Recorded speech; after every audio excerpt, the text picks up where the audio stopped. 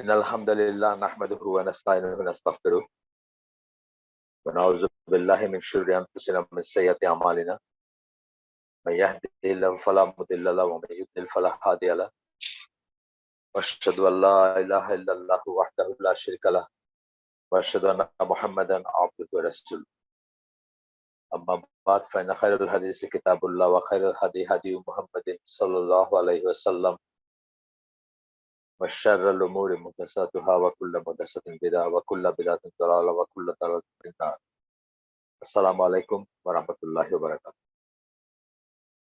এই বইয়ের যে চ্যাপ্টারে আছি আমরা সেটার নাম হচ্ছে critical analysis of arguments used in favour of Islamic music. Islamic music, ghazal, হাম, নাত, কাওয়ালি এগুলোর ফেভারে, এগুলোর পক্ষ অবলম্বন করে যে সমস্ত আর্গুমেন্ট করা হয়, পেশ করা হয় বা আর্গুমেন্ট দেওয়া করা হয় সেগুলার এগেইনস্টে বা সেগুলার ক্রিটিক্যাল অ্যানালাইসিস, সেগুলোতে কতটুকু যৌক্তিকতা আছে এবং সেগুলো কতটুকু গ্রহণযোগ্য সেটা নিয়ে।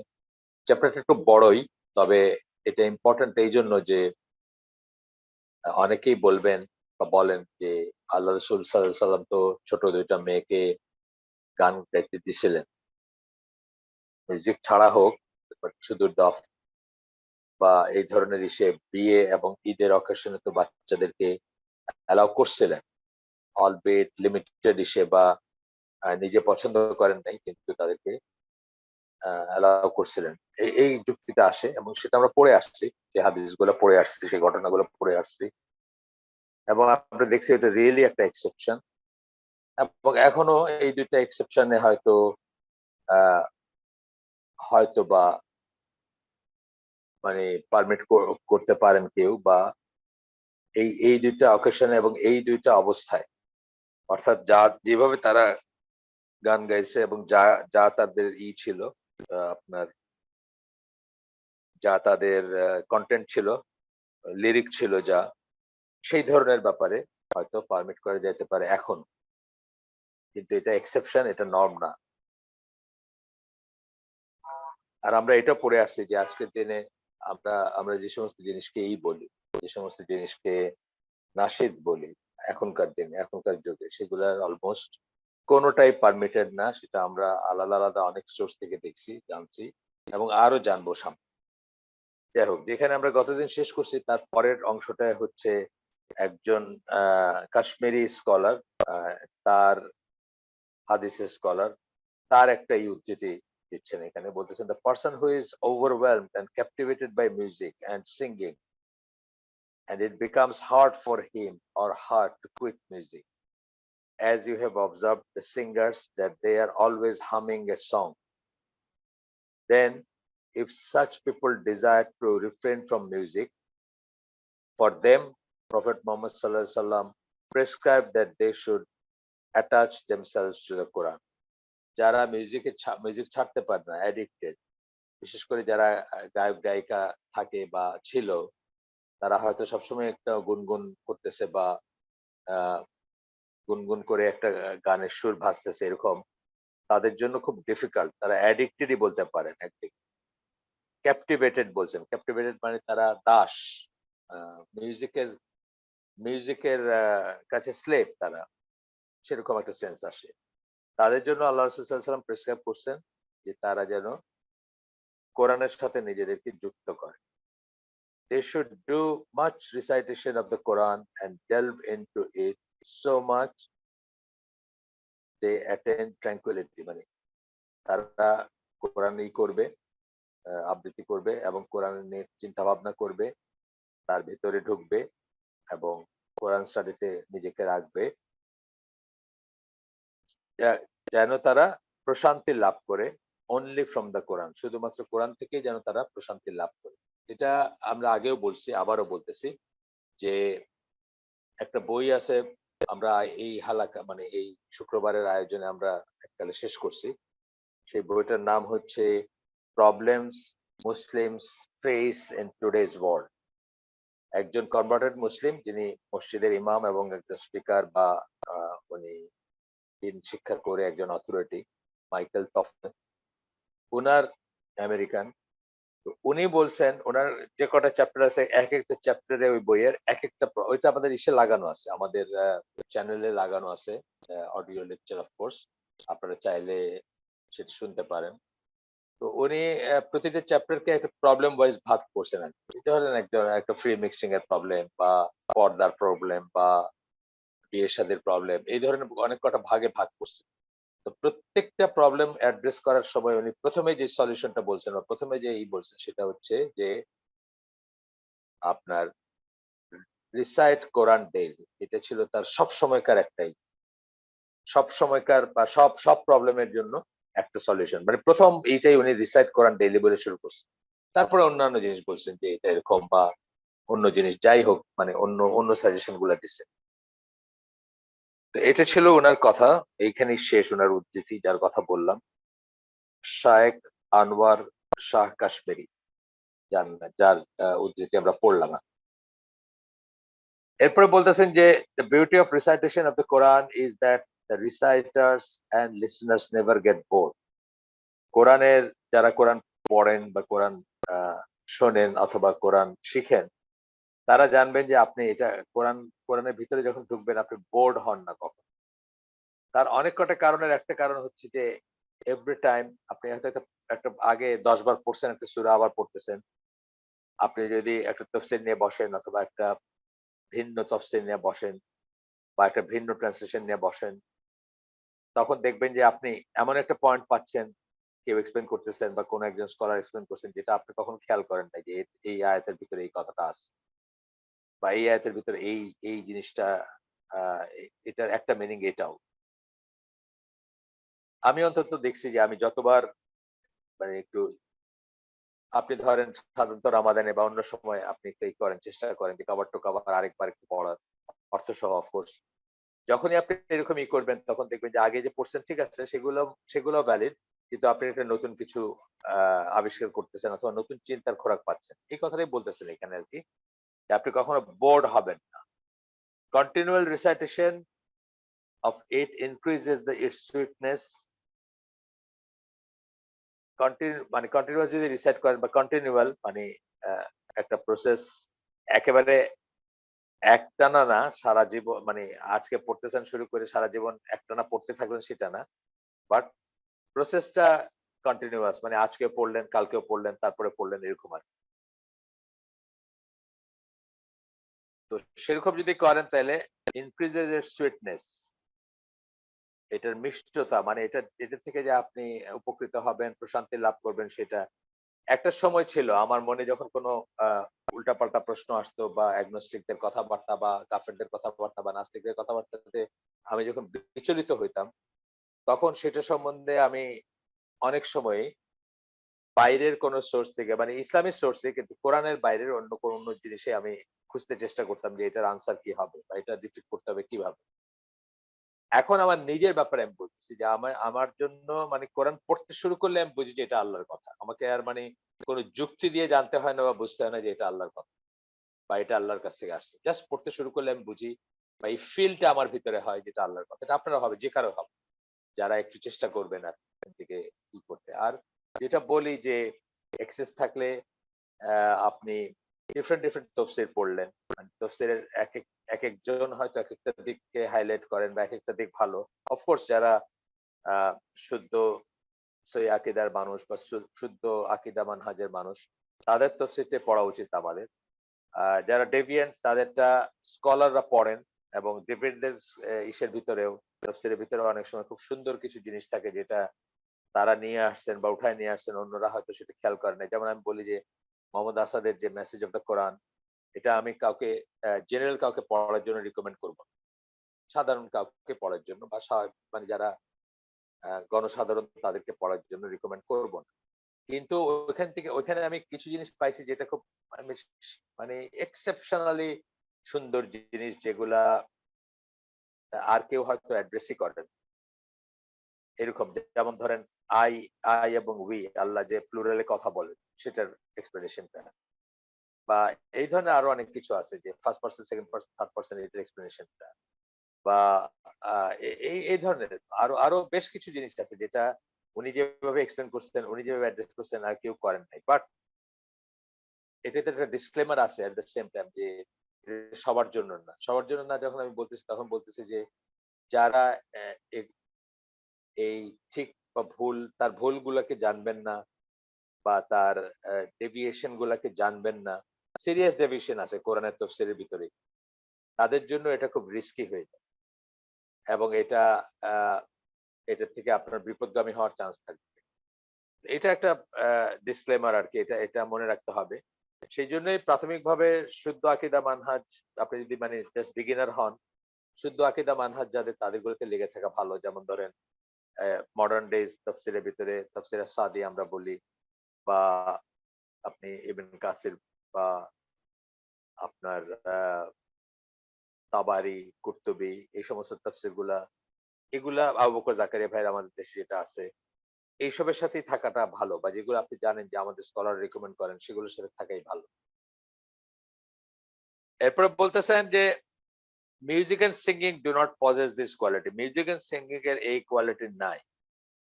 আপনি দেখবেন যে যারা গান শোনেন তাদের এইজন্যই কিন্তু মিউজিক ইন্ডাস্ট্রিটা চলতেছে।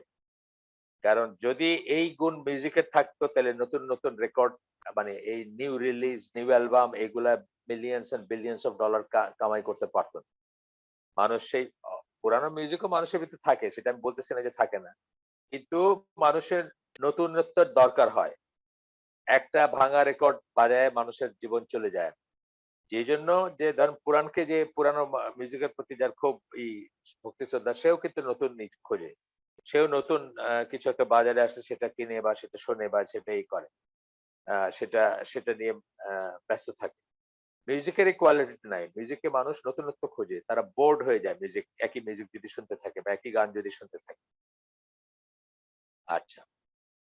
এরপরে বলতেছেন যে কোরআনের মিরাকুলাস কোয়ালিটি বর্ণনা করতে গিয়ে বলা হয়, স্কলারস আর নট স্যাটিয়েটেড বাই ইট মানে তারা কখনো তৃপ্ত হন না কোরআন পড়ে। কোন সেন্সে তৃপ্ত হন না? আরো পড়তে চান, আরো শুনতে একই কোরআন। কোরআনটা একই কিন্তু আরো পড়তে চান, আবার পড়তে চান, আবার শুনতে চান। Repetition does not wear it out repetition থেকে মানে এটার ক্ষয় হয় না বা তাদের ইচ্ছাটাও দমে যায় না। And its wonders do not end এবং এই যে অবাক হওয়ার ব্যাপার আছে যেগুলা, আরে তাই তো মানে একটা আয়াত পড়ছেন আপনি পড়ে আরে তাই তো এটা কখনো তো খেয়াল করি নাই যে এখানে এই কথা বলা হয়েছে। এটার জন্য বিভিন্ন তফসির পড়তে বললাম আরকি যে একেকজন স্কলার হয়তো একটা জিনিস বের করে নিয়ে আসে বা একেকটা জিনিস চোখে আঙ্গুল দিয়ে দেখায় দেন। যেমন সৈয়দ কুতুবের ফি জিলালিল কোরআন। আমি কিন্তু কাউকে করি না। কাউকে বলি না, রিকমেন্ড করব না। জেনারেল ভাবে কাউকে রিকমেন্ড করি না যে ফি জিলালিল কোরআন পড়েন। কিন্তু সেখানে একটা চমৎকার জিনিস আছে যেমন ধরেন ওরা বলে যে অ্যা ঈসা আলাইহিস সালাম ওয়ার্ড মেড ফ্লেশ বলে ওরা। আল্লাহর আল্লাহর কথাকে খ্রিস্টানরা বলে আল্লাহর কথাকে আ রক্তে মাংসে পরিণত করা হইছে। এই কথাটা বলে খ্রিস্টান। সৈয়দ কুতুব কি বলছেন? আল্লাহ বলছেন হও এবং সেটা হইছে। আল্লাহর কথাটা হচ্ছে এইটা এখানে। সেই ওয়ার্ডটা হচ্ছে হও, কুন। হইতে বলছেন হইছে। এই সেন্সে আল্লাহর কথা। কিন্তু আল্লাহর কথাকে রক্ত মাংসে পরিণত করা হয়েছে সেটা না। এই এক্সপ্রেশনটা উনারটা খুব সুন্দর। উনি যেভাবে বলছেন যে আল্লাহর কথা বা কালিমা বা ওয়ার্ড সেই কথাটার মিনিং হচ্ছে এটা যে আল্লাহ বলছেন হও এবং তিনি হইছেন। আল্লাহর জন্য এটাই এনাফ। এই এক্সপ্রেশনটা বা এইটা উনি বলছেন। এবং এটা অনেকেই কোট করেন যারা সৈয়দ কুতুবকে পছন্দ করেন না বা সৈয়দ কুতুবকে কোন দলিল হিসাবে ইউজ করতে চান না। তাদেরও আমি দেখছি যে তাফসীরে কিন্তু এই জিনিসটা তারা ব্যবহার করেন বা এই জিনিসটা বলেন। ফিজিলাল কোরআনে আছে এটা। অনেক তাফসীরেই পাবেন। আচ্ছা, এরপরে বলতেছেন যে melodization in Islam highest expression melody মানে কি? ছন্দ বা সুর বা আ নিয়ন্ত্রিত সুর বা সুরের বিন্যাস যাই বলেন। এটা তো আর সুর না ঠিক কোরআন তো আর ওই সেন্সে সুর না। একেকজন কারি একেক রকম করে পড়তেছে। কিন্তু তারপরে এটাতে যে ছন্দ আছে ইত্যাদি। এই সমস্ত ব্যাপারে কথা বলতে গিয়ে একজন ব্রিটিশ জার্নালিস্ট উনি লেখেন, তারা তো আর তাদের পয়েন্ট অফ ভিউ থেকে বলবেন। অর্থাৎ তারা তো আর বিশ্বাসীর পয়েন্ট অফ ভিউ থেকে বলবেন না। তারা কাফেরের পয়েন্ট অফ ভিউ থেকে বলবেন। কিন্তু কোরআন কোরআনের যে সমস্ত আছে আপনার, যে সমস্ত সুন্দর এফেক্ট আছে, সেটা অনেক সময় কাফের মুশরিক সবার উপরে একই রকম প্রযোজ্য হয়, বা তারাও অনেকটা স্পেল বাউন্ড হয়ে যায়, বা তারাও অভিভূত হয়ে যায়, বা তারাও হয়তো তাদের চোখ দিয়ে পানি ঝরতে শুরু করে। অনেক আছে। আপনি ইন্টারনেটে, আমি আগেও বলছি যে ইন্টারনেটে দেখবেন অনেক আছে যে অনেক ডকুমেন্টারি আছে যেখানে শুনতে চেহারা চেঞ্জ হয়ে গেল, তারপর কাঁদতে শুরু করলো। অথচ খুব এক অক্ষরও বুঝতেছে না। সেরকম আমি আগে বলছি, আবারও বলতেছি। আপনারা চাইলেই সেটা করতে পারেন। চাইলেই সেটা দেখতে পারেন বা শুনতে পারেন। তো এখানে বলতেছেন যে দ্য সিম্পল পালস, ওই মহিলা বলতেছেন, ওনার নাম হচ্ছে লুইসা ইয়াং, ব্রিটিশ জার্নালিস্ট। উনি বলতেছেন দ্য বুক, এমনি এটার নাম হচ্ছে দ্য বুক অফ দ্য, যে বইটা, যে বই থেকে উদ্ধৃতি, সেটার নাম হচ্ছে the book of the heart, অন্তরের বই। তো কোরআন সম্বন্ধে বলতেছেন the simple pulse, the beating of the drum of the heart. Pulse, the beating of the drum of the heart বলতেছেন, কিন্তু আসল ড্রাম না। অর্থাৎ আপনার হার্টটা যে পাম্পিং করতেছে বা পাম্প করতেছে, সেটার যে ছন্দ, সেটার যে তাল, is the repetitive rhythm which leads and propels meditation. উনি বলতেছেন যে ধ্যানের মতো হয়, বা মানুষ চিন্তায় মগ্ন হয় বা হয়, propels meditation. উনি মেডিটেশন বলতেছেন, আমরা বলবো তাদাব্বুর, বা চিন্তা করা, কোন একটা জিনিস নিয়ে রিফ্লেক্ট করা। আলাদা আলাদা টার্ম ইউজ করবো, মেডিটেশন টার্মটা আমরা ইউজ করবো না। The voyage into the heart in all religions.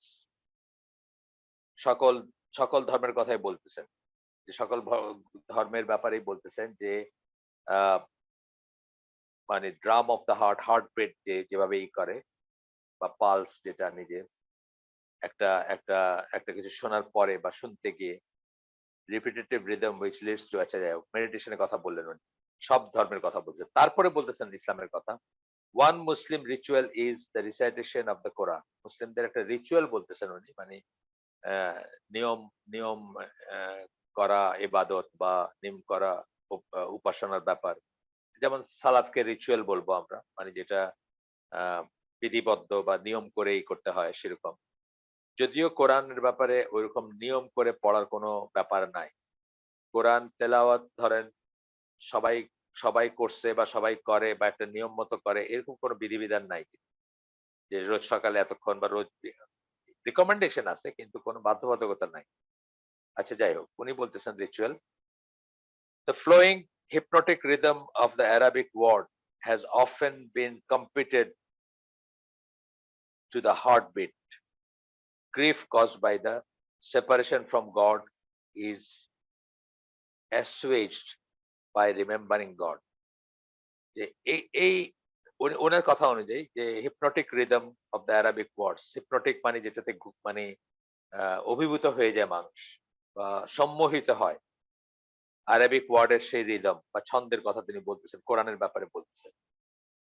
আচ্ছা, তারপরে বলতেছেন যে আল্লাহ থেকে আমরা যে আলাদা, অর্থাৎ ইন্না লিল্লাহি ওয়া ইন্না ইলাইহি রাজিউন, যেটা যে আল্লাহর, আমরা সবাই আল্লাহর এবং আল্লাহর কাছে ফিরে যাব। এই যে সেপারেশনটা, এই সেপারেশনটা দেখবেন, এটা এটা আসলে একটু একটু এসোটারিক ব্যাপার হয়েছে, যে মানুষের ইয়ার্নিং হচ্ছে সে আল্লাহর কাছে ফিরে যাবে, যেটা আমরা ওইভাবে বলি না। যারা যারা যারা বিশ্বাসী, বা যারা প্র্যাকটিসিং মুসলিম, বা যারা আল্লাহর প্রিয় বান্দা, তারা অবশ্যই আল্লাহর কাছে ফিরে যাওয়াটার জন্য আশা নিয়ে থাকে। কিন্তু সেটার মানে এটা না যে তারা মৃত্যুর দোয়া করেন, সেটা না, কিন্তু আমরা সেখানে ভুল বুঝবো না। আমাদের আমাদের জন্য কিন্তু মৃত্যুর দোয়া করা সঠিক না, অঠিক। কিন্তু বলতেছেন যে এই সেপারেশন, মানে আল্লাহ, আমরা যে এই দুনিয়াতে আছি, বা আল্লাহ থেকে দূরে আছি, বা আল্লাহকে ভুলে অন্য জিনিসের ভিতরে আছি, সেটা কম্পেনসেট করে বাই রিমেম্বারিং গড, মানে আল্লাহকে স্মরণ করে সেটা কম্পেনসেটেড হয়, বা সেটা সেটা পূর্ণ হয়, বা সেটার গ্যাপটা পুরা হয়।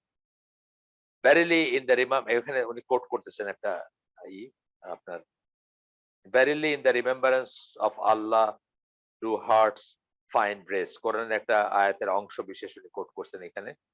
This remembrance is zikr. এই মনে করাটা, আল্লাহকে স্মরণ করাটা হচ্ছে জিকির। এটা এখনো উনার কথা চলতেছে। Remembrance, remembrance, the mental and verbal repetition of a verse of the Quran or one of the names of God. কি স্মরণ করবেন? একটা কোরআনের আয়াত পড়লেন, রিপিটেশন বারবার পড়লেন, verbal repetition of A verse একটা পড়লেন, যেমন ধরুন লা ইলাহা ইল্লাল্লাহ পড়লেন। লা ইলাহা ইল্লাল্লাহ তো কোরআনে আছে, তাই না? কোরআনের ভার্সের অংশ না একটা।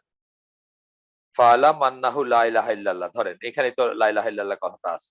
তো বলতেছেন remembrance, the remembrance is zikr, remembrance কমা দিয়ে বলতেছেন the mental and verbal repetition of a verse of the Quran or one of the names of God, অথবা আল্লাহর একটা নাম। এটা উনি উনার মতো করে বলতেছেন। কিন্তু মানে উনিও বুঝছেন, আমার এখানে পয়েন্টটা হচ্ছে যে, যেজন্য এই লেখক এটাকে মানে এটার উদ্ধৃতি দিছেন।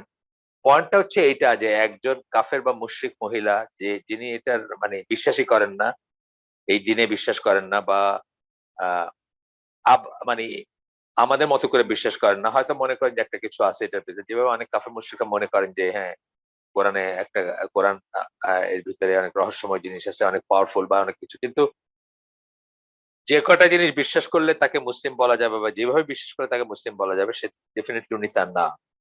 তথাপি কিন্তু উনি এগুলো অ্যাকনোলেজ করতেছেন।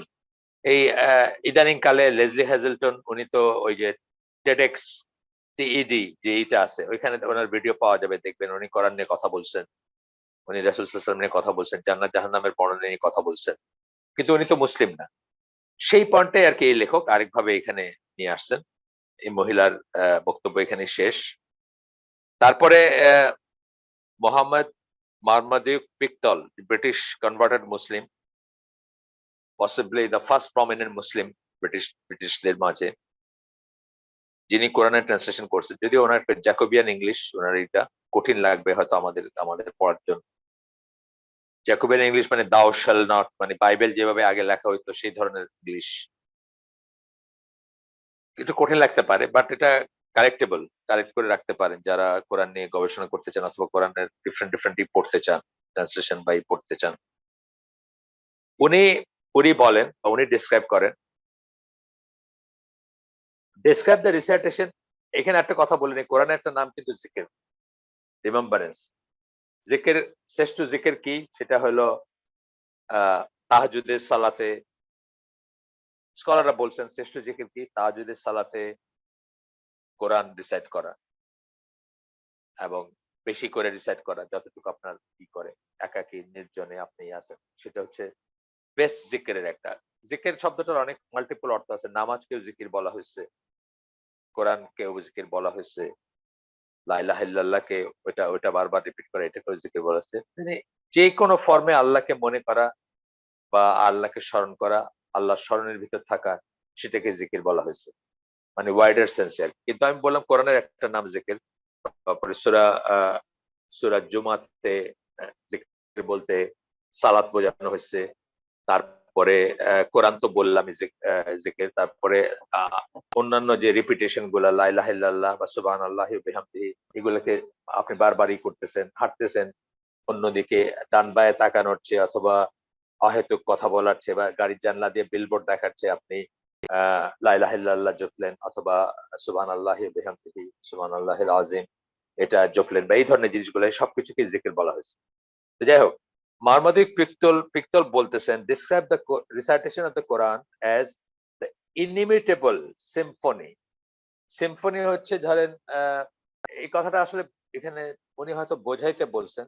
সিম্ফনি তো আসলে মিউজিকের একটা টাইপ, যে অনেক কটা বাদ্যযন্ত্র সম্মিলিত কি বলে সমন্বিত, সরি, সমন্বিত আ ব্যবহার, যেটা অর্কেস্ট্রাতে করা হয়। ওয়েস্টার্ন ক্লাসিক্যাল মিউজিকে যেটাই করা হয়।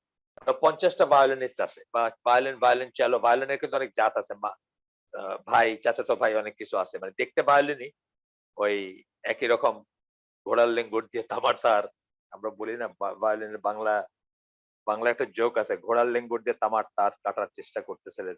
একজন একজনকে, মানে মিউজিশিয়ানকে বলতেছে, আপনি কেমনতর ব্যাককল, সারারাত ধরে চেষ্টা করলেন ঘোড়ার লেঙ্গুর দিয়ে তামার তার কাটার, এটা কাটবে কোনদিন? তো এই ব্যাপার আর কি, মানে ভায়োলিন, চেলো, ভায়োলিন এগুলো সব একই ইসের, অনেক অনেক রকমের আছে। তো আপনি দেখবেন যে অর্কেস্ট্রা মিউজিক গুলা বা এই ক্লাসিক্যাল মিউজিক যেটা সিম্ফনি বলতে যা বোঝাচ্ছেন, যে অনেক অনেক মিউজিশিয়ান হয়তো ৫০ জন আসেন, ৫০ জন মিলে একটাই বাজাচ্ছেন। সেই জিনিসটাকে সিম্ফনি বলা হয়। এটা ওয়েস্টার্ন ক্লাসিক্যাল মিউজিকের বেলায় বলা হয়। তো উনি এটাকে এই কথাটা ইউজ করছেন, দ্য ইনিমিটেবল সিম্ফনি, মানে একটা সুর যেটা ইমিটেট করা যায় না, যেটাকে নকল করা যায়। আচ্ছা। The very sound of which moves men to tears and ecstasy, যেটা শুনেই মানুষ চোখ দিয়ে পানি ঝরতে শুরু করে। এই কথাটা কিন্তু ঠিক। এই কথাটা ঠিক, যে আমি বললাম না যে অনেক পাবেন ইসে, আপনার ইন্টারনেটে পাবেন বা ইউটিউবে পাবেন, যে কিছুই বোঝে না কিন্তু কোরআনের রিসাইটেশন শুনে কাঁদতেছে। বা শুধু কোরআন শুনে মুসলিম হইছে, খালি তেলাওয়াত শুনে মুসলিম হইছে, অনেক মানুষ পাবেন। অনেক মানুষ পাবেন। কিছুই বুঝে না, শুধু এখানেও আমরা দেখব একটা ঘটনা বোধহয় আছে এখানে, এখানে দেওয়া আছে। কিছুই বোঝে না কিন্তু শুধুমাত্র কোরআনের তেলাওয়াত শুনে মুসলমান। একজন সাহাবীর আছে এখানে। জুবায়ের ইবনে মুতঈম, তারই আছে এখানে, বর্ণনা আছে। পরে আমরা দেখব, পরে পাবো। আচ্ছা। এরপরে জন আরবেরি 1800 সামথিং এ উনি কোরআনের ট্রান্সলেশন করেন বা কোরআনের অনুবাদ করার চেষ্টা করেন। উনি মুসলিম হন নাই। বাট উনি আ কোরআনের আর্লিয়েস্ট ট্রান্সলেশন এর প্রচেষ্টার একটা উনার, জন আরবেরি। তো উনারটা পাওয়া যায়। উনার ট্রান্সলেশনটা পাওয়া যায়। আপনারা চাইলে করতে পারেন। বাট আমি বলব যে ট্রান্সলেশন এর ব্যাপারে কাফেরদেরটা না পড়ে মুসলমানদেরটাতে স্টিক করা উচিত। কারণ কাফেরদেরটা যেটা হয়, কাফের মুশরিক যারা অবিশ্বাসী, যারা কোরআনে বিশ্বাস করে না, তাদের একটা টুইস্ট থাকবে। এই টুইস্টের জন্য আপনার হয়তো একটা সন্দেহ জাগতে পারে মনে, অথবা সংশয় জাগতে পারে, বা তার সেই আসতে পারে। যেমন যেমন আমি বলি যে আমরা খুব ওয়াইডলি যেটা যেটা নিয়ে কথা বলি বা যেটাকে একটা দলিল হিসাবে অনেক সময় নাস্তিকদের অথবা অ্যাগনস্টিকদের কাছে পেশ করি, সেটা হচ্ছে মাইকেল হার্টের দ্য হান্ড্রেডস যে বইটা আছে। তো ওইখানে উনি রাসূল সাল্লাল্লাহু আলাইহি ওয়াসাল্লামকে পৃথিবীর সবচেয়ে ইনফ্লুয়েন্সিয়াল পার্সোনালিটি হিসাবে করছেন। ১ নাম্বারে প্লেস করছেন। সবচেয়ে সবচেয়ে বেশি ইনফ্লুয়েন্সিয়াল ১০০ আ ১০০ মানুষের ভিতরে উনাকে ১ নাম্বারে করছেন। কিন্তু ওইখানে উনি বলছেন যে হি ইস অলসো দ্য অথর, মানে লেখক, মুসলিম হলি বুকের লেখক, এই কথা বলছেন। তো যার যার ভিতরে ধরেন যার ইমানটা শক্ত না বা যার ফাউন্ডেশনটা শক্ত না, সে যখন এটা পড়বে তখন তার কি মনে হবে? খুব ভালো সব কথা, কিন্তু একটা লাইনের বিষ ঢুকাই দিছে। যে উনি হচ্ছেন ইসের লেখক, কোরআনের লেখক।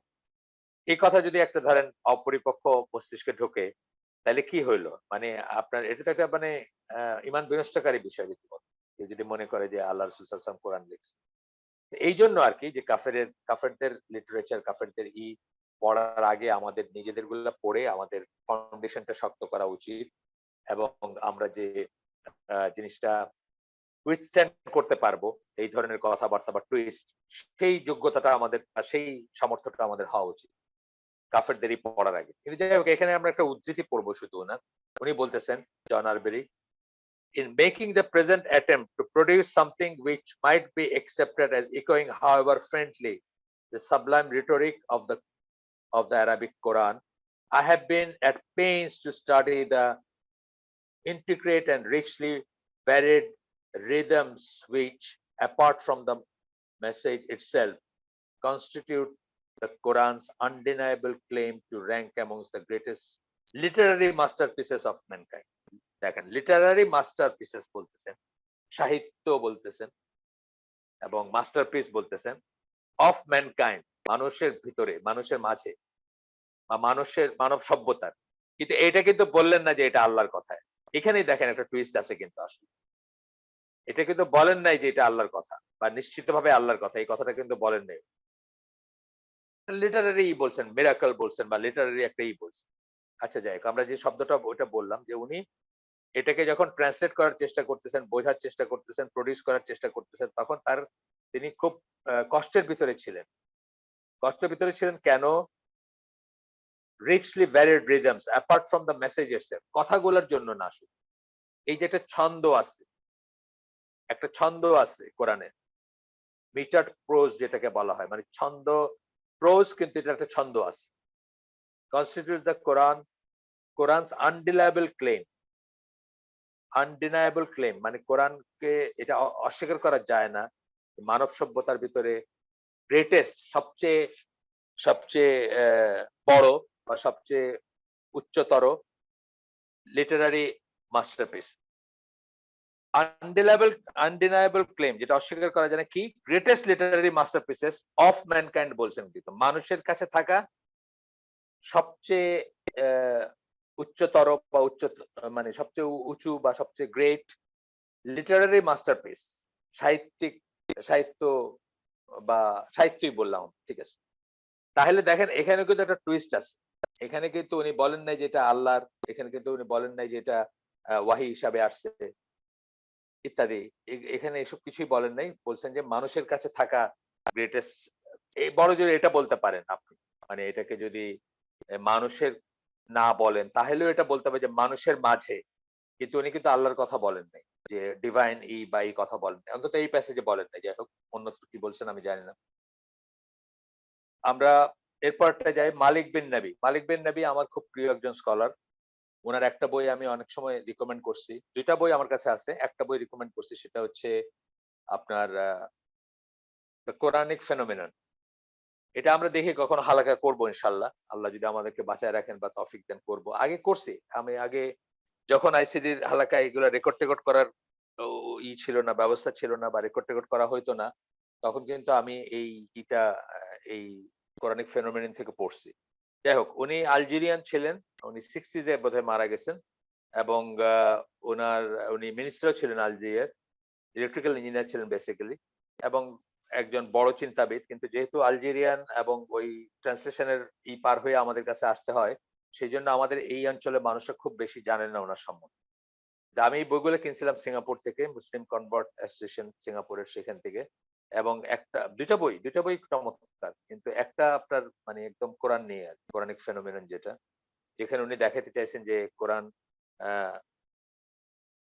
যেভাবে মানে ইউনিক বাইবেলের সাথে তুলনা করছেন কিছু জায়গায়, বা অন্য সকল ধর্মগ্রন্থের থেকে আলাদা, সেটা করছেন। যাই হোক, উনি বলতে চান, উনার একটা উদ্ধৃতি আসবে এখন, যেখানে বলতেছেন, "Some testimonies of this period which have been recorded by tradition." Tradition বলতে হাদিস বুঝি আমরা। এটা খুব আনফরচুনেট, এটাও ইংরেজি সাহিত্যের একটা বায়াস বলতে পারি আমরা। ট্র্যাডিশন বলতে এমনি যে সাধারণভাবে আমরা কি বুঝি? যে ধরেন আমাদের মেয়েরা শাড়ি পরতো, এটা হলো বা পরে, এটা হলো ট্র্যাডিশন। আমাদের ছেলেরা লুঙ্গি পরে, এটা হলো ট্র্যাডিশন। বাংলাদেশের বাঙালিদের ট্র্যাডিশন। লুঙ্গি পরে। আমরা আমরা আ ভাত খাই, এটা একটা ট্র্যাডিশন বলতে পারেন আপনি। আমরা মেয়ের বাড়িতে বিয়ার সময় খাওয়াই, এটা একটা ট্র্যাডিশন। মানে এইসব মিলাই তো ট্র্যাডিশন হয়। হাদিস কি ট্র্যাডিশন সেই সেন্সে? প্রশ্নই ওঠে না এখন। হাদিস তো ওয়াহী।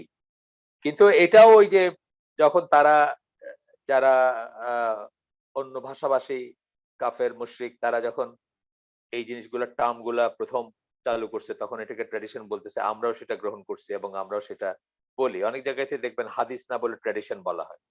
তা আমি মনে করি যে এখানে ট্র্যাডিশন বলা উচিত না, হাদিস বলাই উচিত। কিন্তু অনেক ইসলামিক লিটারেচারে পাবেন, অনেক বড় লেখকের হিসেবে পাবেন যে ট্র্যাডিশন বলতেছেন হাদিসকে।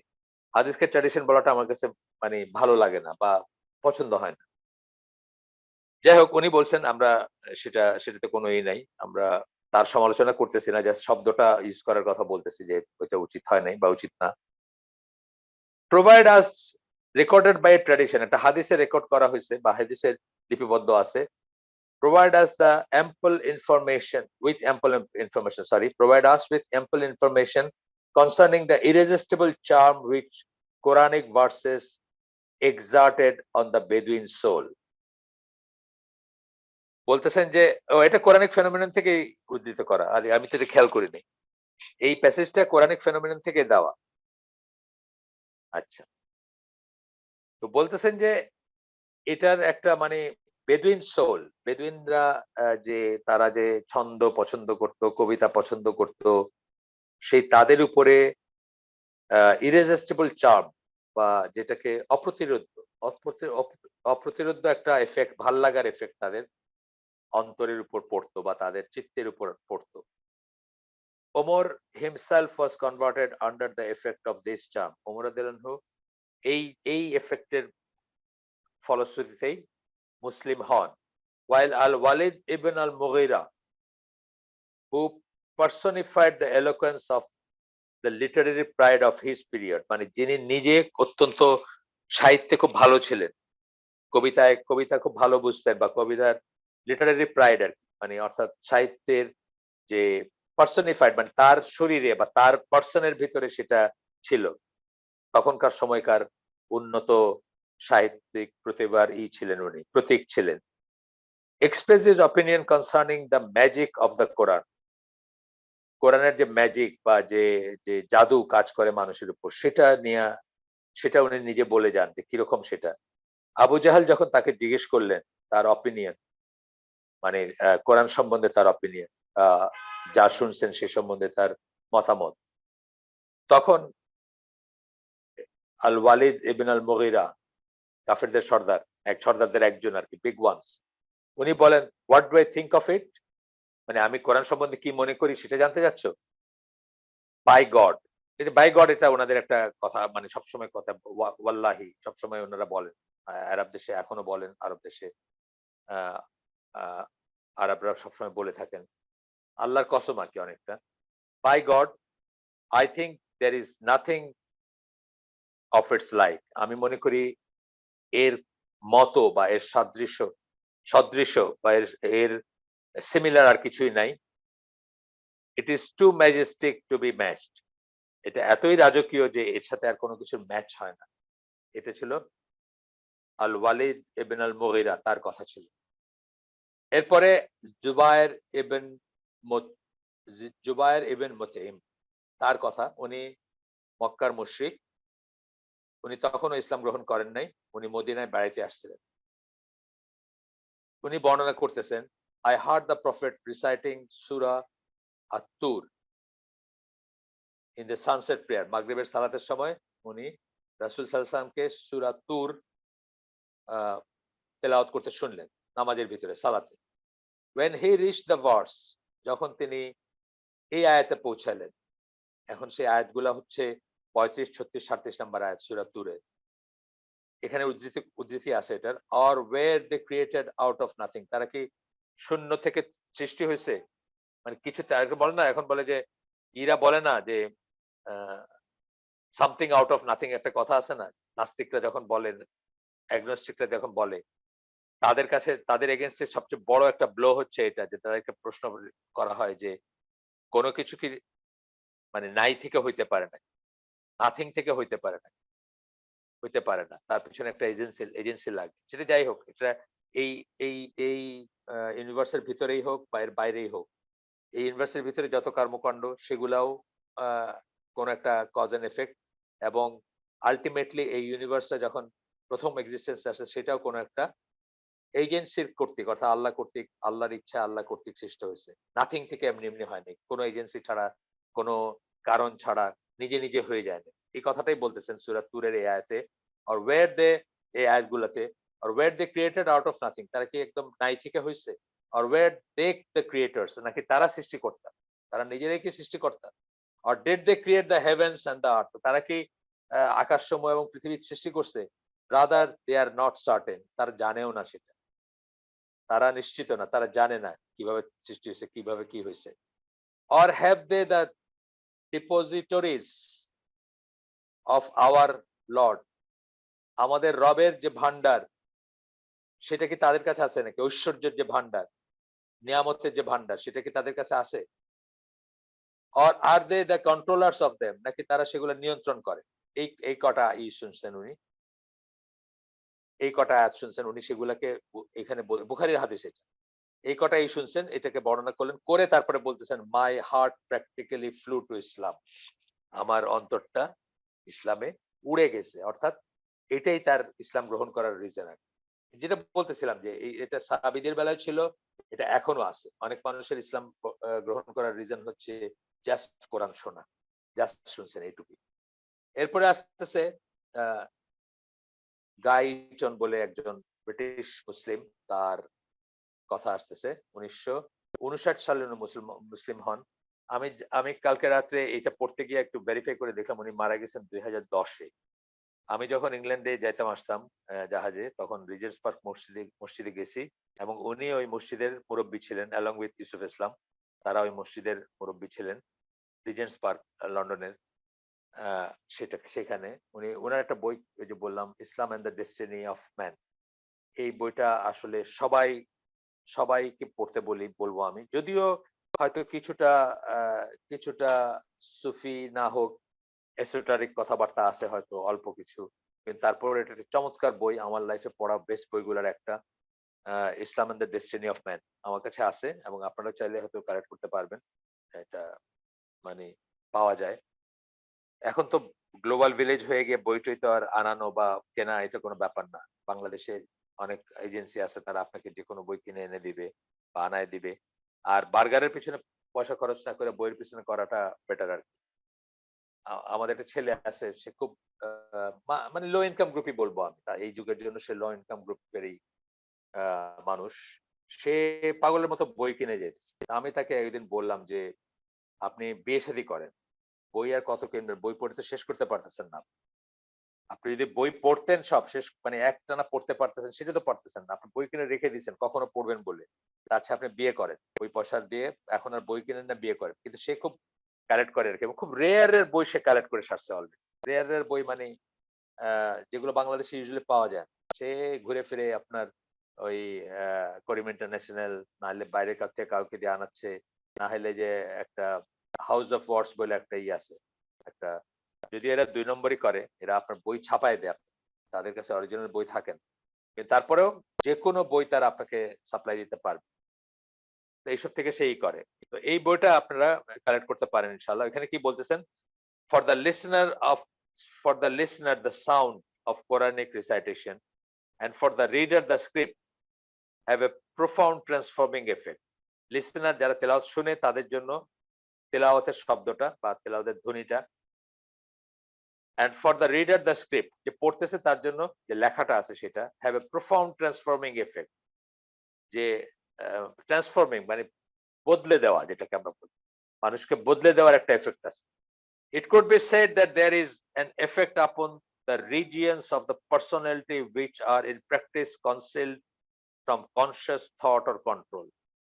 বলতেছে যে সাবকনশিয়াস, কনসাস কনশিয়াস থট যেগুলো আমরা মানে ভেবেচিন্তে যেসব কাজ করি বা নিজেকে কন্ট্রোল করি, তার বাইরে যে সাবকনশিয়াস আছে যেটার উপর আমাদের কোনো নিয়ন্ত্রণ নাই বা কন্ট্রোল নাই তেমন, তার উপরে একটা এফেক্ট পড়ে। পার্সোনালিটির সেই দিকটার উপর বা ব্যক্তিত্বের সেই দিকটার উপর একটা এফেক্ট পড়ে। প্রভাব পড়ে কোরআন শুনলে অথবা কোরআন পড়লে। Because the Quran is the divine word, it is able to fill it is able to fill every crevice. কোরআন যেহেতু ঐশ্বরিক বাণী বা আল্লাহর বাণী, এই দেখেন এখানে যেহেতু উনি বিশ্বাসী, উনি কিন্তু এই কথাটা একদম নিঃসংকোচে বললেন যেটা আল্লাহর বাণী, যেটা জন এলবেরি বলতে পারেন। এটাই বলতেছি যে একদম বিশ্বাসী অবিশ্বাসী বা কাফের এবং মুসলিমের ভিতরে তফাৎ এটাই। ইনি যেহেতু মুসলিম, কনভার্টেড মুসলিম, ইনি কিন্তু এটা এইভাবে বলতেছেন। আর উনি কিন্তু আরেকভাবে বলছেন, একটু ঘোরায় পেঁচায় বলছেন। গাইটনের যে বইটা থেকে এটা উদ্ধৃতি, এটা ১৯৮৫ সালের মানে উনি কনভার্সন এর অনেক পরের বই এটা। আর জন এলবারি কখনো কনভার্ট করেন নাই। তার কথায় কিন্তু ওই টুইস্ট টা ছিল। যে টুইস্ট থেকে একজন মানুষের মনে হবে আচ্ছা এটা লিটারেরি ওয়ার্ক, এরকম মানুষের লিটারেরি ওয়ার্ক মনে হইতে পারে। বা উনি যেহেতু স্পষ্ট করে বলেন নাই সেরকমই মনে হইতে পারে কারো কাছে। তো কি বলতেছেন? Because the Quran is the divine word. কোরআন যেহেতু আল্লাহর কথা, it is able to fill every crevice. crevice মানে হলো যে ফাঁক-ফোকর বা কোনা-কাচা বা গর্ত, এই সেন্স গুলো আসে। It is able to fill every crevice of our being, যেখানে প্রত্যেকটা জায়গায় পারমিয়েট করে মানে ঢুকে যায়। And in a sense to replace the debris, এবং একভাবে বলতে গেলে সে ময়লাগুলা পরিষ্কার করে দেয়। ডেব্রিস মানে ময়লা। আমাদের অন্তরে, আমাদের চিত্তে যে সমস্ত আবর্জনা ঢুকে থাকে, ময়লা ঢুকে থাকে লাইক মিউজিক, সেগুলাকে পরিষ্কার করতে। এই যে মিউজিকের কথা একটু আগে বললাম না? সেই যে এটার একটা ইলাজ হচ্ছে যে যারা এডিক্টেড হয়ে যান মিউজিকে, তাদের একটা চিকিৎসা হচ্ছে তারা বেশি, বেশি কোরআন রিসাইট করবেন, কোরআন নিয়ে চিন্তা করবেন, ভাবনা করবেন, রিফ্লেক্ট করবেন, তাদাব্বুর যেটাকে আমরা বলি। তাহলে তারা ওই অ্যাডিকশন থেকে বের হয়ে আসবে। তো এখানে গাইটন আরেকভাবে বলতেছেন, to replace the debris which, যে ময়লাগুলা which previously filled that space, এই যে আমাদের চিত্তের ফাঁকফোকর যেগুলো আছে, স্পেস যেগুলো আছে, সেগুলাকে ফিল করে রাখছে। আমাদের মস্তিষ্কের স্পেস থেকে শুরু করে আরো অন্তরের স্পেস যাই বলেন, সেগুলাকে যে ময়লা আবর্জনা ফিল করে রাখছিল, ভরে রাখছিল বা সেগুলা ভর্তি ছিল, সেগুলোকে রিপ্লেস করা যখন আমরা বলি তখন সেটাকে সরায় দিয়ে তার স্থান দখল করার সেন্সটা আসে রিপ্লেস করলে, যখন আমরা রিপ্লেস কথাটা বলি। which previously filled that space without something of heavenly origin, যেগুলা যেগুলার কোনো হেভেনলি অরিজিনাল ছিল না, সেগুলাকে একটা হেভেনলি অরিজিনের, এই স্পেস গুলো আগে ময়লা দিয়ে ভর্তি ছিল, এখন ঐশ্বরিক বা অতি জাগতিক বা সাত আসমানের উপর থেকে আসা ওই অরিজিনের দিয়ে, বস্তু দিয়ে বা কথা দিয়ে বা আহ সার বস্তু দিয়ে ওই জায়গাটা ফিল করে আর এটা উনি বলছেন। তো এটা গাইটনেরই কথা। এরপরে ওই এইটা অবশ্য কোন বই থেকে দেখি, ও Islam and the destiny of man থেকে, Islam and the destiny of man যে বইটার কথা আমি বললাম সেখান থেকে উদ্ধৃতি এটা। আচ্ছা, এরপরে একটু সামনে যাই আমরা। উনি, the human heart and body are pacified and responsive to the recitation of Quran, এটা উনি নিজের একটা বই থেকে উদ্ধৃতি দিচ্ছেন, উদ্ধৃত করতেছেন।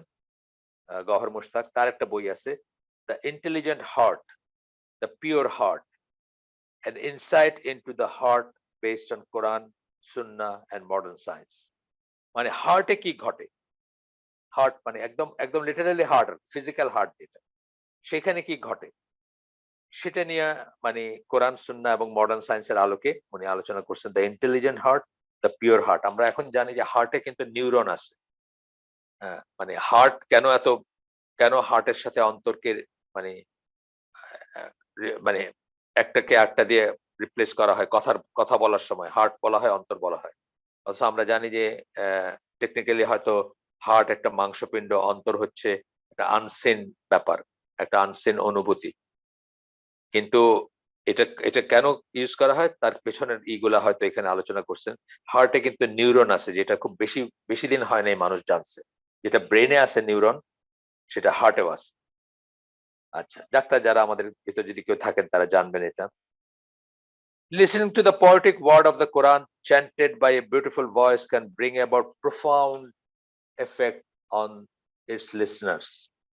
যেটা আগে বলছেন সেটা আবার বলতেছেন যে একটা ভালো কোনো রিসাইটার, ভালো কোনো কারো তেলাওয়াত, সেটার খুব অন্যরকম একটা ইফেক্ট। আপনি এটা দেখবেন যে আমার জীবনে আমার মনে আছে একবার প্রথম যখন আমি সুদাইসের তেলাওয়াত শুনি, আমি 94 সালে গেছিলাম প্রথম সৌদি আরব, এবং একদিন মাগরিবের সালাত উনি কুল আউযু বিরাব্বিল ফালাক এবং কুল আউযু বিরাব্বিন নাস, মানে সূরা ফালাক এবং নাস ২ টা দিয়ে করলেন। এই প্রথম শুনলাম উনার তেলাওয়াত। আমি বোঝাতে পারব না ওই অনুভূতিটা কিরকম ছিল। আমি তো চিনতাম না, জানতাম না, উনার নামও জানতাম না, কিছুই জানতাম না।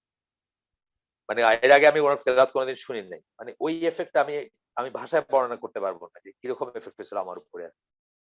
মনে হয়েছে যে মানে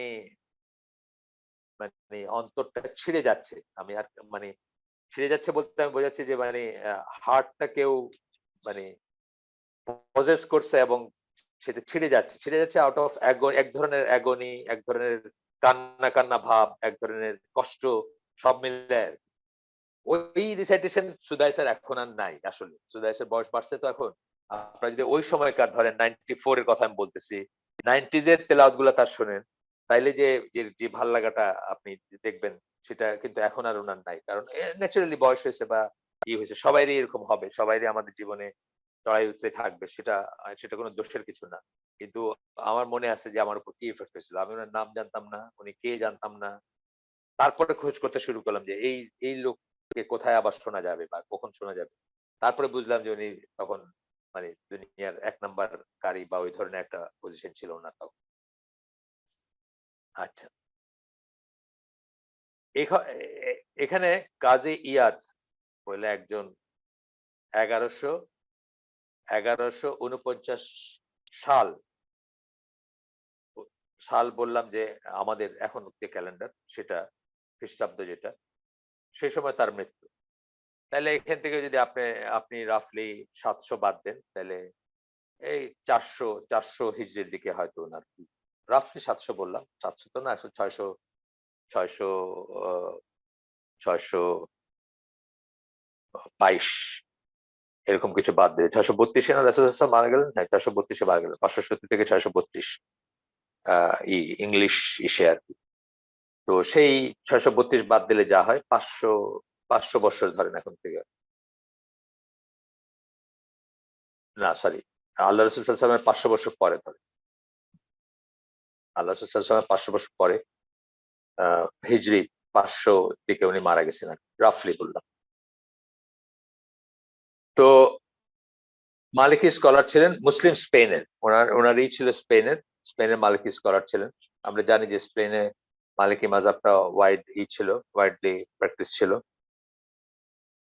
Notes this miraculous aspect of the Quran in his biography of the Prophet. রাসূল সাল্লাল্লাহু আলাইহি ওয়াসাল্লামের একটা জীবনী লিখে গেছেন উনি। এটার নাম হচ্ছে আশ-শিফা। সেখানে উনি এই সম্বন্ধে বলেন। উনি বলতেছেন, "The believer continues to be terrified and in awe of it when he recites the Quran." When he recites it, but recites the Quran. And it attracts him and it brings him joy by his heart's inclination to it and confirmation of it. প্রথমে বললেন মানে কি? খুশু যেটাকে আমরা বলি, খাশিয়া যেটাকে বলি। তার ভিতরে এক ধরনের অ মানে সমীহ আসে। মানে খুব উচ্চ কিছু বা খুব বড় কারো সামনে দাঁড়াইলে যেটা হওয়ার কথা, আল্লাহ তো স মানে আল্লাহর চেয়ে বড় তো আর কোন সত্তা নাই। তার প্রেজেন্সটা ফিল করা বা তার কথা শুনতেছি আমরা সেটা ফিল করার থেকে এক ধরনের আসে। টেরিফাইড এক ধরনের ভয় আসে, এক ধরনের সমীহ আসে ভিতরে। অ্যান্ড ইট অ্যাট্রাক্টস হিম এবং এটার থেকে সে একটা আকর্ষণও বোধ করে at the same time. And it brings him joy এবং তারপরে joy by his heart's inclination. তার ভিতরে এক ধরনের আনন্দ অনুভূতিও আসে at the same time. By by his heart's inclination to it মানে কোরআনের দিকে তার অন্তরটা ঝুঁকে পড়ে অ্যান্ড কনফার্মেশন অফ ইট। এই যেটা বললাম আমি কনফার্মেশন অফ ইট মানে আমি যখনই কোরআন পড়ি আমার আরকি পার্সোনালি হয়, হয়তো আপনাদেরও হয়। আমি তো আর কারো সাথে এ নিয়ে কথা বলি নাই। যে আমি কোরআন পড়লেই বুঝি এটা আল্লাহর বাণী। এটাই বলতেছেন অ্যান্ড কনফার্মেশন অফ ইট এবং এটা কনফার্ম করে যে কোরআন আল্লাহর বাণী বা কনফার্মেশন আসে। কোরআনটাকে কনফার্ম করে অন্তরটা। The effects of Quranic recitation on the believers are described in Quran when it is said. এরপরে কোরআনই বলতেছে যে আ কি এফেক্ট হয়। বিলিভার মানে বিশ্বাসী একজন যখন বিশ্বাস নিয়ে কোরআন তেলাওয়াত করে তখন তার মাঝে কি এফেক্ট হয় সেটা কোরআনই বলতেছে। সূরা জুমার ২৩ নম্বর আয়াতে। The skin shiver, স্কিনস চামড়া আমরা একটা শিরশির অনুভূতি হয় না? চামড়াতে আমরা যখন ভয় পাই অথবা আমরা যখন ঠান্ডা লাগে আমাদের বা আরো অন্যান্য সিচুয়েশন এ হইতে পারে এটা। The skins shivered therefrom of those who fear their Lord. যারা আল্লাহকে ভয় করে তাদের আ মানে ত্বক যেটা সেখানে তারা একটা কাঁপুনি অনুভব করে বা একটা শিরশির অনুভব করে। Then their skins and their hearts relax. তারপরে কি করে? তাদের স্কিন বা ত্বক এবং তাদের অন্তর রিল্যাক্স করে at the remembrance of Allah. আল্লাহর স্মরণে সেটা রিল্যাক্স করে বা সেটা আ একটা প্রশান্তি লাভ করে। সেই সেন্সটা আসছে এই কথাগুলো। এরপরে আরেকটা আসতেছে মানে কোরআনের ওয়েইটি নেচার নিয়ে বা কোরআন এর মহত্ব নিয়ে যেটা আল্লাহ নিজে বলছেন কোরআনে সূরা হাশরের ২১ নম্বর আয়াতে। আপনারা জানেন এই ফেমাস আয়াতটা লাউ আনজালনা হাযাল কুরআনা এ আমি ট্রান্সলেশনটা পড়তেছি। If we had sent down this Quran upon a mountain আমরা যদি একটা পাহাড়ের উপরে কোরআন নাজিল করতাম you would have seen it humbled and coming apart from fear of Allah. আল্লাহর ভয় দেখতা সে নতজানু হয়ে গেছে এবং ভেঙে পড়তেছে। টুকরা, টুকরা হয়ে যাচ্ছে সেই পাহাড়টা।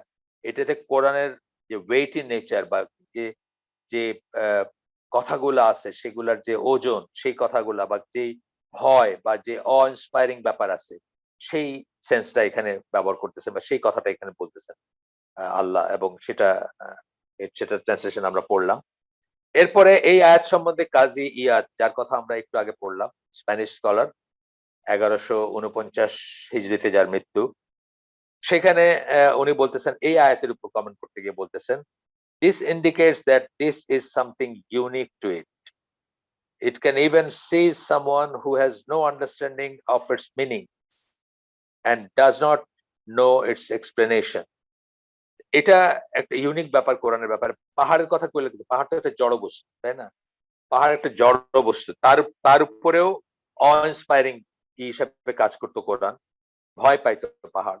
এটা দিয়ে বোঝাচ্ছেন যে কাজী ইয়াদ বলতেছেন এই আয়াতের বলতে গিয়ে যে এটার মিনিং বোঝে না, অর্থাৎ ধরেন একজন কাফের মুশরিক বিধর্মী ভিনদেশী বা যে অন্য ভাষাভাষী, no understanding of the meanings, যে অর্থগুলো জানে না, and does not know its explanation, এবং তাফসীর জানে না বা এটার ব্যাখ্যাও জানে না। তার উপরেও কাজ করতে পারে এবং তাকে সিজ করা বলতেছেন। মানে তাকেও বন্দী করতে পারে, এই সেন্সটা আসে, বা তাকেও আটকে ফেলতে পারে, এটা বলতেছেন। This was related about a Christian who passed by someone reciting and he stopped and wept.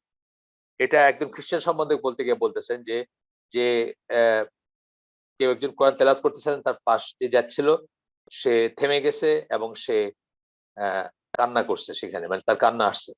He was asked, "Why are you weeping?" তাকে জিজ্ঞেস করা হয়েছে যে তুমি কাঁদতেছো কেন? He said, "Because it has broken my heart."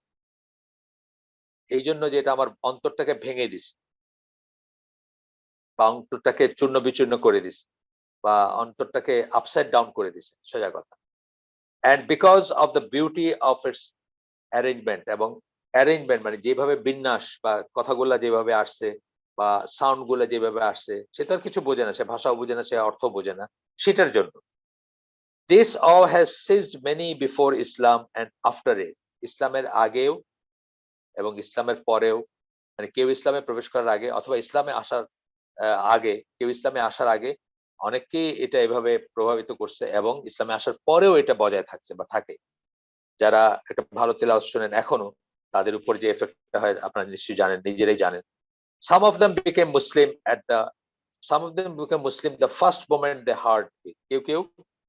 কেউ কেউ প্রথম যখন শুনছে তখনই তারা মুসলিম হয়ে গেছে। এখানে আমরা শেষ করে দেব ইনশাআল্লাহ।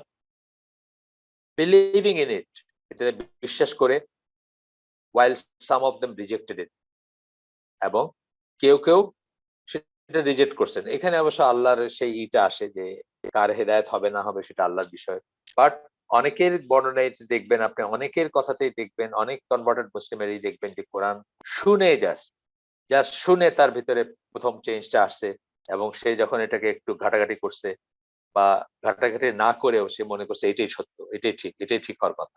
তো আমরা এখানে আজকের জন্য শেষ করে দিব। এরপরে একটা এক্সপেরিমেন্টের কথা আছে পরের দিকে। আমরা সেটা ইনশাআল্লাহ আগামী দিন পড়ব। সুবহানাকা আল্লাহুম্মা ওয়া বিহামদিকা আশহাদু আল্লা ইলাহা ইল্লা আনতা আস্তাগফিরুকা ওয়া আতুবু ইলাইক। আমরা যে শুনলাম তার ভিতরে ভালো কিছু শুনে থাকলে সমস্ত প্রশংসা আল্লাহর, আলহামদুলিল্লাহ। খারাপ কিছু শুনে থাকলে সমস্ত ব্যর্থতা আমার, এবং সেটা শয়তানের তরফ থেকে। আল্লাহ আমাদেরকে তৌফিক দিন যে ভালো শুনলাম তার উপর আমল করার। আসসালামু আলাইকুম ওয়া রাহমাতুল্লাহি ওয়া বারাকাতুহু।